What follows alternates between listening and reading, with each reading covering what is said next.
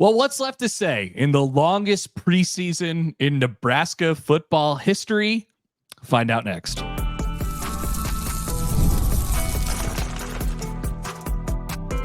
You are Locked On Nebraska, your daily Nebraska Cornhuskers podcast, part of the Locked On Podcast Network, your team every day. Good morning. Happy Friday. 8 days left. Thanks for making Locked On Nebraska your first listen every day. We are free and available wherever you get your podcasts and on YouTube, part of the Locked On Podcast Network, your team every day. And today's episode is brought to you by Ultimate College Football HC, which is a brand new mobile game that is completely free, has no ads, and is 100% playable offline. Use the promo code LOCKEDONCFB, all caps, LOCKEDONCFB, inside the game store to receive a free boost to your program. Begin your coaching legacy today. All right, welcome into the Locked On Nebraska podcast. It is the Friday before the Friday of game week. And if you're just finding us, if you're just getting geared up for football season and you're looking for a new podcast and you found us, well, thank you. We've been doing this for a few months. I'm Mitch Sherman from The Athletic. Connor Happer from Omaha's 1620 The Zone is with me. We're doing this 5 days a week, and now is when we really start to get excited. Now is when the fun stuff begins. Matt Rule, Nebraska's second-year coach, will talk to the media today on Friday. He'll get asked about Dylan Raiola, the starting quarterback as of Wednesday, and he'll probably give the same answer that we heard Wednesday night on the Huskers Sports Network radio show. And Connor, then what? Because as you said, this has been the longest preseason ever, or at least it feels like it. Maybe it's because Nebraska's not going week 0 this year, or there's not a Thursday night game in week 1 like a year ago. But I'm just ready for football, man. How about you? I always say this at the beginning of the offseason. Like I try to map these things out. You know, it's kind of month by month, day by day. We have certain points that we hit in the college football offseason calendar. I always have to remind myself at the beginning of every offseason, we can make it to August. Once August comes around, that's when it hurts the most. And then you might think when you get to August, is like, what are you talking about? We're so close. You know, we just did all these, we did 8 months of work, and you're telling me now is the furthest point it feels like it's away. Yes. And we have to remind ourselves of this every year. And the closer and closer it gets, you know, to the week of the game, the further it feels like it's away. So there's nothing left to talk about. There's nothing left to discuss with this team. We're going to have a depth chart on Monday. We know the starting quarterback is. There's no, there's no drama, that we know of at the moment. And so it's all that's left is to roll the ball out there. And it's been a largely uneventful offseason anyway. I mean, this was always going to be about what the quarterback gives you. Like he's the great unknown. And we can't know the answer to that question until they play football. And so we're a week away from that. I kind of feel like the air immediately left the room as soon as Raiola was named the QB, because that was like the one last like element of suspense that existed in this month. Like, don't give me this talk about how you're on the edge of your chair because you want to know who the kicker is going to be, or who the the punt returner is going to be, which Ed Foley seems to know better than Matt Rule, going back and listening to some of Foley's comments from early in the week.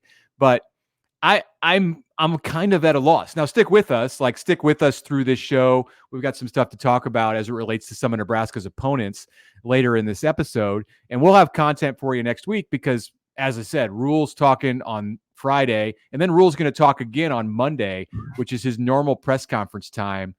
Hey, no press conferences. I know you never come to these because you're on the air on radio in the window when the press conferences happen on Mondays, but we're leaving the press box forever. We're not going to be gathering in the Memorial Stadium press box for the Valentino's catered lunch. It's just going to be retired. 6 floors retired. Well, we'll get there on game day, but that's it. That's it. No, I know it's the end of an era. It truly is. I used to love going to those when I was working in Lincoln and living in Lincoln. And I wasn't doing a midday show, so I wasn't on air at the time. There was, the people you sit around at the press, and this is, maybe people don't know this. Like it's a couple hours, and you kind of pitch a tent and you sit around and you wait to see who comes in, and if you want to hear from anybody else, there's usually half the rest of the team will come out in the hallway and you could pull them off to the side and do that stuff. Like those were always really, really fun. Not only for like to talk to people and get thoughts on, what the football team thinks and what the week ahead will has in store, but yeah, it's good media camaraderie as well, which will still be a thing. Well, will it? I mean, because the hallway is now going to be out in the Hawks Center on the turf where Nebraska practices. They'll do overflow interviews there, which is fine, and it's a better backdrop than like a dark hallway on the 6th floor of Memorial Stadium. But in the main room where the interviews are held, it's not like those round tables where everybody could sit around and talk for a while. It's like a classroom setting, and it gets very academic in there and very quiet, which it does is depressing to me. Like we want to have these conversations. We're gonna have to find a new way. We may have to reconfigure the tables for the Monday press conferences, and I don't know what's going to become of the lunch. I'm trying not to act like this is a big deal. Like free food I get when I go to a media event really should not matter, but it's like, hey, I mean, it is your day. Yeah, we've kind of got it for a long time. There was one year where I vowed not to eat the Valentinos the entire season on Monday. How'd that go? It worked. Like it worked. I didn't do it. I maybe one time I had lunch on one Monday. I think this was 2 years ago. Was it lasagna day? It might have been. It might have been pizza. It might have been. There's one press conference a year where maybe two, where they do lasagna instead of the pizza, which is always great. But I made up for it on Saturday nights because we then get pizza after the games. I mean, I had no restraint then. I had all the restraint in the world on Mondays, and then no restraint on Saturday nights after the game, where I could just eat an entire pizza. There's stress of the work in the aftermath of a game. And you've just watched 3 hours of football, which can be kind of draining. I think this was the 2022 season, so it was often very draining, and you felt like the world of Nebraska football was riding on every game. And so I made up for my missing Monday lunches after the games on Saturday. After the game stuff, like you're just hacking away, like listening to stuff, transcribing stuff, typing stuff. Like people are there for 3, 4, 5 hours after the game ends. And that entire time, guess what keeps you company? Valentino's pizza and Mountain Dew from the vending machine, or from the thing. So it gets a little nasty in those parts after the game ends. I could speak on that for sure. I think I last had a Mountain Dew up there maybe like a decade ago, but the Diet Pepsi's the Diet Pepsi's flowing, and I mean you can just eat 5 pieces of pizza. Like there's absolutely. Did I just eat 5 pieces of pizza? Like I didn't even notice. That's happened far too many times. Yeah. Okay, so that's what we're talking about today. This is great. This is a good episode. It's so fine. Far. Is there anything else that we need? I know there's nothing else that we need to that we haven't asked about. But what is the topic of the week next week when Matt Rule gets up there on Monday? Like, what's the thing that we are wondering about the most? Oh, I mean, I think you kind of flip a page when it gets to Monday, because then it's game week and you can start talking about game preparation. You can start talking about expectations for specific players. Right now, we're just at like the end of this long 4-week stretch of the preseason where everything's been asked. Like, I don't know what Matt Rule is going to talk about on Friday at the press conference. Like, people can ask him about restaurants that he likes in Eastern Nebraska. I mean, someone on the radio show on Wednesday night asked him about his wardrobe, and he talked about that for a couple of minutes, about how he's got like 5 shirts that he wears that he just rotates through during camp. And he talked about what he wears in the summer and how Julie gets to tell him what to wear only when they take family pictures. I mean, this is where we're at. Yeah. So I don't know if that'll be now what we will get on Monday, like you said, game week specific stuff. Yeah, I think Monday will be okay. Yeah, it's like, okay, what do we know about UTEP? And he'll talk up UTEP and do that entire thing. But there's little detail stuff. It's gonna be Nebraska's first game officially on the new sideline, right? They're moving over there, so that'll be a topic of conversation, I'm sure. The headsets, the helmet technology in the helmets, who the coaches are in the box, all that. 2-minute warning. The 2-minute. Oh warning. yeah, Yeah. I'm saving that one for Monday. I want to ask him about the 2-minute warning on Monday. Like I can't fire that bullet on Friday. It's too good. That's too game related. So the weather on Saturday at Right. Memorial Stadium will be a fun one. A lot of the players will get asked about how excited they are to play in front of a crowd and what they think about the Nebraska fans. It's a staple of every press conference. I mean, we'll get to talk about the black shirts on Monday. They will be handed out at practice on Monday. So I'm sure Matt Rule will come to the media room armed with information about the black shirts that were delivered. So Monday's going to be okay. Tomorrow's going to be a struggle. No doubt. All right. He's Mitch today. Sorry. Today. He's It's Mitch today. Yeah. Yeah. I'm Connor Happer. That is segment 1 of this very informative podcast. We'll come back. We will discuss once again. We always check in with check into the East, check into the West, see what's going on in both of these places. The drama doesn't stop in Iowa and in Colorado. We'll discuss those on the other side. Please subscribe, follow on Twitter at LockedOnNEB. You can email lockedonneb@gmail.com. Appreciate you guys listening. And like Mitch said at the start of the show, if you're new, thanks for joining us. We'll be here all night, as a comedian would say, every day, all week long. We'll be back after this. Hey, Locked On Nebraska fans, Mitch Sherman here, and I want to take a moment to give you a heads up about a brand new mobile game that I think you're going to love. It's called Ultimate College Football HC. In this amazing game and simulation, you get to step into the shoes of a head coach and lead your college football program. Can you imagine actually being the head coach of, say, Nebraska? From recruiting players and hiring staff to overseeing training camp, handling scholarships, you get to handle and control every detail of your program. How will you handle the pressure? And here's the thing that I love about the game. You're responsible for calling your own offensive plays.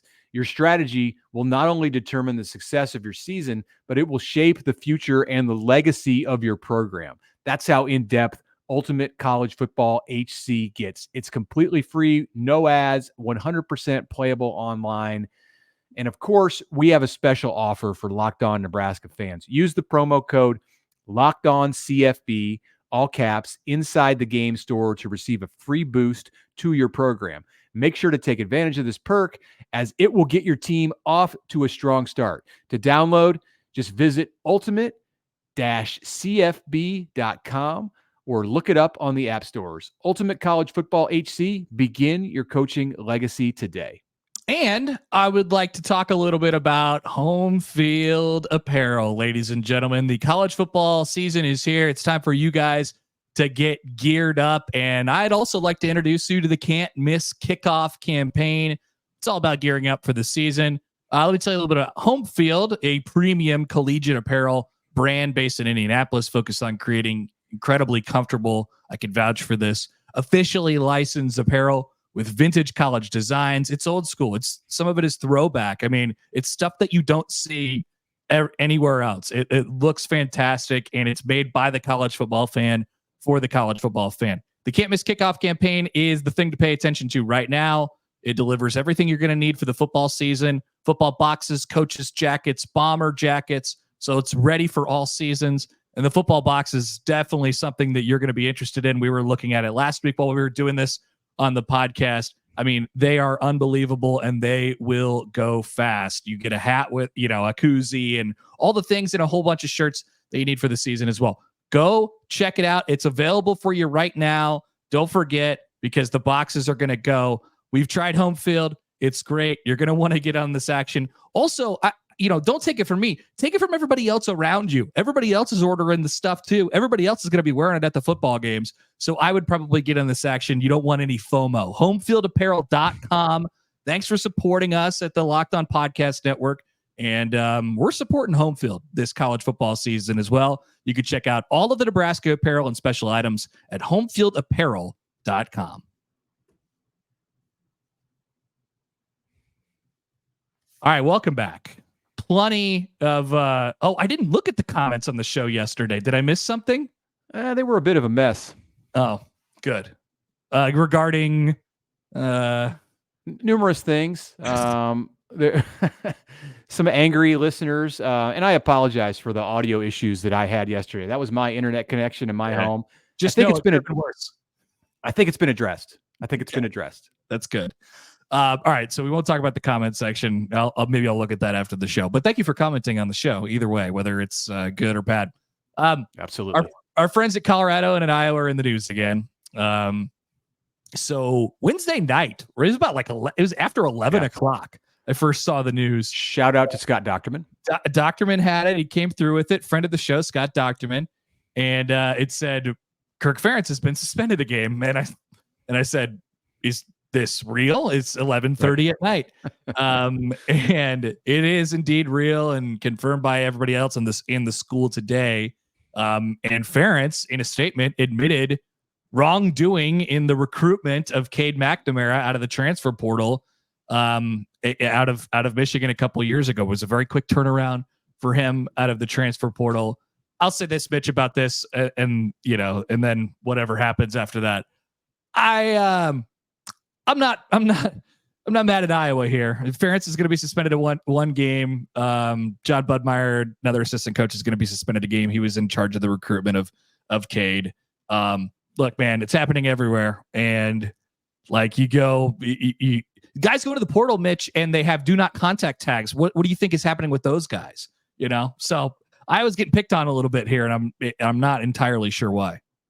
It's hilarious to think that what Iowa did is anything remotely outside of the norm for the way that the transfer portal works when it comes to highly visible athletes, not just in football, but this happens in softball, in basketball.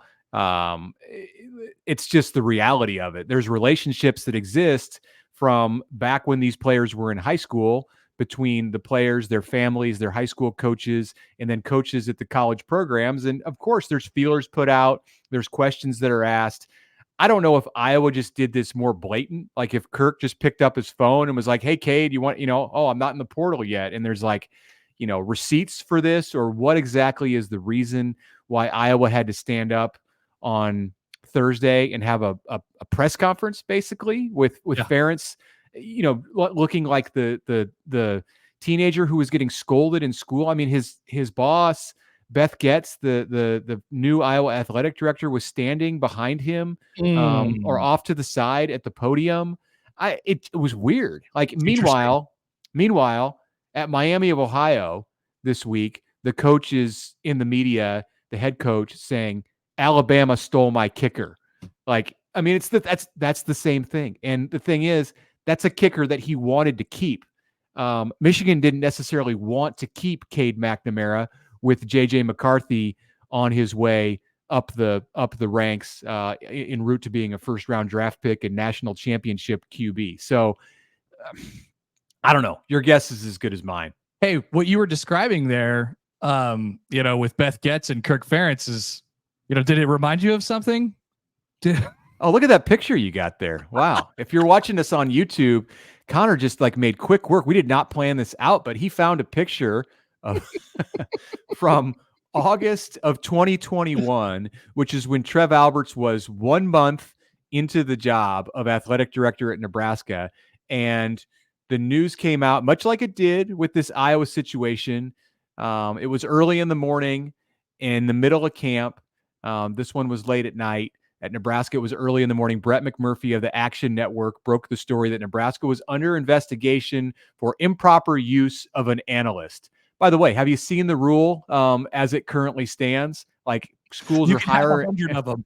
Yeah, and they can all coach on the field, which is what Scott Frost got in trouble for, and ultimately had to serve or was hit with a 5-day suspension. He wouldn't have had to miss a game, but he was hit with a 5-day suspension that he never served because he got fired before he was able to serve it in the 2022 season. So amazing. It does remind me of that though. Because Frost and Alberts were just standing there, and Trev was speaking in this one, and Kirk was speaking at the Iowa media availability, which is maybe a good sign for Ferentz that the AD didn't go up and speak on his behalf. But yeah, there was some similarity. Meanwhile, at Colorado to the west, they'll be here, by the way, in 2 weeks. 15 days. 15 days. 15 days to the Colorado Buff bus is rolling in. Yes. Can't Indeed. So there was a story that came out this on Thursday morning. There was, I mean, I guess to track it back a little bit, they their special teams coordinator, who served as a non-full-time assistant coach, resigned. And we just heard about this news last week. And it turned out that he actually, according to his resignation letter, which Sports Illustrated got a hold of, he resigned actually August 1st, and he wrote many reasons for his resignation, including that he was told to go help out the Buffs NIL efforts, and went all the way to Saudi Arabia on his own. On his own. They didn't tell him to go to Saudi Arabia. He went to Saudi Arabia and try to raise NIL money, and apparently there was some interest from the PIF fund. Which why? They big Travis Hunter fans or what? What's going on? They run Live Golf. You know what's that? Who knows? But there's a lot of that money in a lot of different places in sports right now, and apparently that was shut down by the CU administration. But he was under the impression that he was supposed to make money for Colorado's NIL efforts, and was trying to do that, but he took it a step too far, maybe. Yeah, I don't even know if a staff member who's on the football staff is supposed to be doing that. Like, the collective can certainly have fundraisers. I don't think that's allowed. Meanwhile, Kirk Ferentz is serving a 1-game suspension because he made a phone call to Cade McNamara one day too early. And what's happening at Colorado? I don't know. Nothing. No. I can't wait until Deion Sanders gets asked about this and the Saudi involvement in Colorado football. Like, what we really need to have some games. Like, I think that's the overarching response to all. I don't want to hear anything about NIL ever again. I got 4 months without NIL. No more NIL. No more realignment. No more TV. TV deals with conferences. Oh, Florida State's trying to leave. And no, I don't want to hear any more. I got 4 months without it. I could spend the rest of the 8 months of the year. We'll talk about it until our ears bleed, which is currently the point that we're at. But 4 months, we're clear. None of it. To take a page from the book of Mike Gundy, tell your agents to stop calling and asking for more money. Like, this is this is the time of year where that's what you do. And that should be all coaches. Like, it's very rare that you would ever say this about a comment that Mike Gundy made, but all the coaches in college football should be echoing what Mike Gundy says and walking into a team meeting and saying, hey, you guys have had your offseason. The free agency period is over. Tell your agents to stop calling and asking for more money because we're about to play a football season. Time to shut it down. Yeah, indeed. As we point that direction. Coming up this weekend, we'll preview it kind of. There is a week 0 games of note this weekend. I don't know about of note, but there is a game. There's multiple games, but there's one of note. There's one of note, and it just so happens to be in Ireland. I wonder if there will be an onside kick. We'll talk about the weekend ahead coming up next. But first, college football is indeed back, and it's not too late to catch up before the season kicks off. All the conference previews, you can get it all from Locked On stable of college experts by subscribing to the Locked On College Football podcast. Who has a chance to make the playoff? Which teams will cause chaos in their new conferences? Or which teams won't work at all in their new conferences? Everything you need to know all in one place. Be sure to follow and subscribe to Locked On College Football podcast, part of the Locked On Podcast Network, your team every day. Okay, it's coming up on college football season, in case you haven't gotten that hint. The pennant races are almost in full swing.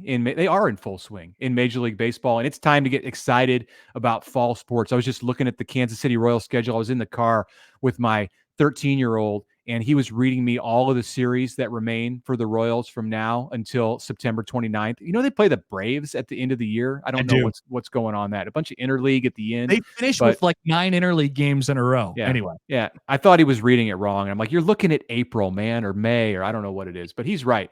So if you've got a game that you want to see in person, and I know I do, Gametime will make that experience much easier because it is an authorized ticket marketplace of Major League Baseball. It makes getting tickets easier and faster. Prices go down on the app the closer you get to first pitch. So if it's a hot ticket, it's there on Gametime. Take the guesswork out of buying tickets. Download the app today, create an account, use the code LOCKEDONCollege for $20 off your first purchase. Terms apply. Again, download the Gametime app today. Gametime, last minute tickets, lowest price guaranteed.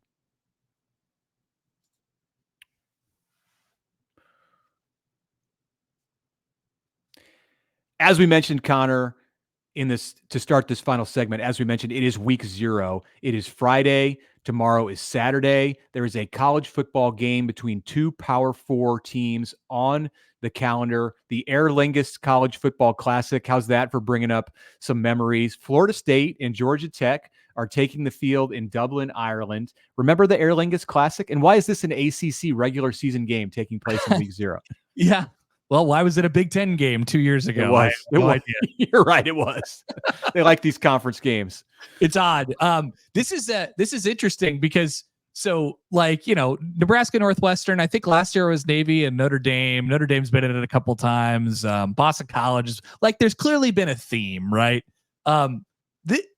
This year you get a little taste of that, those crazy Florida State people, a little hint of Florida going to Ireland. I can't wait to see how that goes. I'm very excited to watch that. Remember the last time we saw Florida State on a football field? Yeah. The Noles were scorned because they got left out of the college football playoff with an undefeated record. And then they played not Georgia Tech, but Georgia. Is that right? That is right. It was not pretty for the Noles. So I'm sure they're anxious to take out their revenge on the Bulldogs' in-state rival Georgia Tech. So I'm going to be watching. I don't know about you, but there's football, legit football on my TV, and it should be fairly early in the day. It's not going to be a late night game because Ireland is 5 or 6 hours ahead of us here in the central time zone. But yeah, the Aer Lingus Classic 2 years ago was kind of a disaster. You had, and I'm not even talking about the onside kick. I just mean the lead up to the game. There was slid down the rail. He did on the way out when they went to when they left Lincoln for the airport, and then they got to Ireland, and there was I don't think it was a very smoothly run operation. And I'm not talking about the game. The game was fine, although the Wi-Fi, the beer, what happened? They gave away free beer because the credit card machines went down or something like that in the stadium. I was very sad that I didn't get to. I could have partaken in it, but I did not. So there was working. I believe. Speaking of kind of the organization of the whole thing, I don't know how much of this was their fault, but I think they were they got started way late. They ended up leaving several hours late and ended up flying directly out of Omaha to Dublin. They had to get the plane there, whatever it was. That was a curveball right away. We should have known exactly in that moment, oh God, what's going on?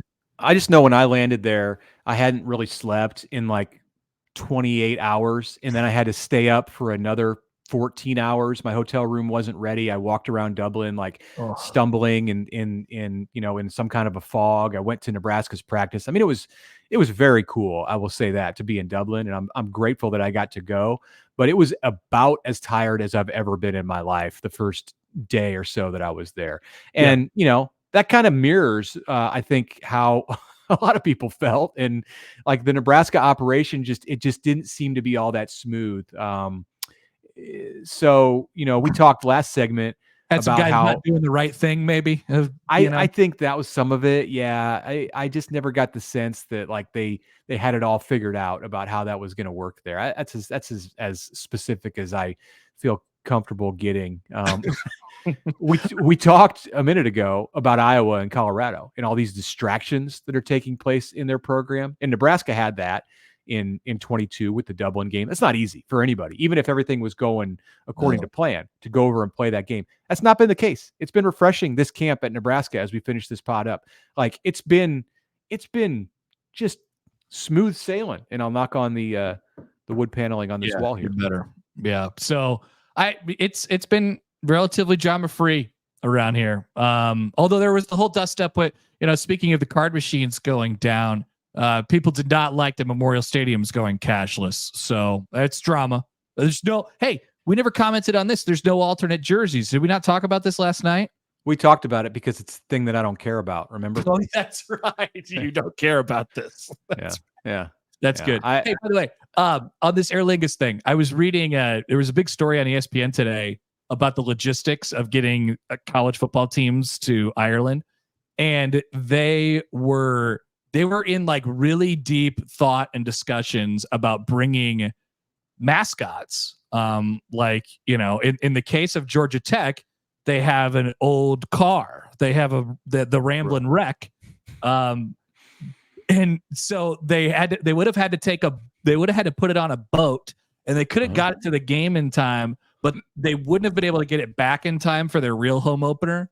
Oh. And the same thing was the case. They were thinking about taking the guy and the horse. The horse is what I wanted to know about. Yeah, and the flaming spear. They were thinking about taking those things and doing that too. But once again, the same logistical issues came up. They just really wanted to make sure that they were back for their home opener. Ireland even offered Georgia Tech a replacement similar car, and they were like, no, we have to only use the Ramblin' Wreck, the old Ramblin' Wreck. So, I mean, we lost something there on that one.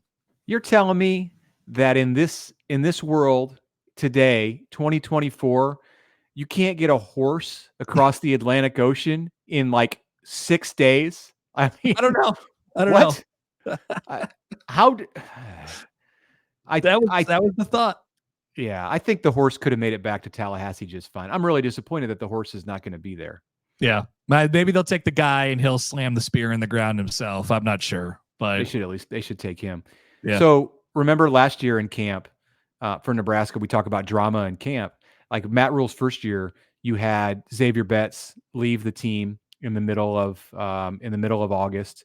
You had Marcus Washington coming off of a summer incident that got him suspended for the first half of the Minnesota game. So, and then IGC goes down with injury in the first half of that game.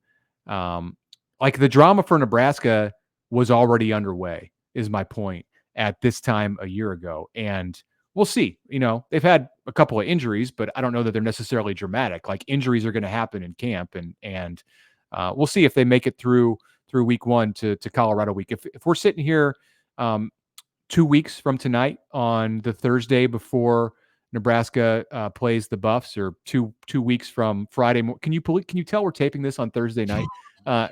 It's Friday morning, the day before the Colorado game, 2 weeks from today when you're listening to this, and there's still not been drama in Nebraska camp, then you really like Nebraska's chances to come out and show well in that game.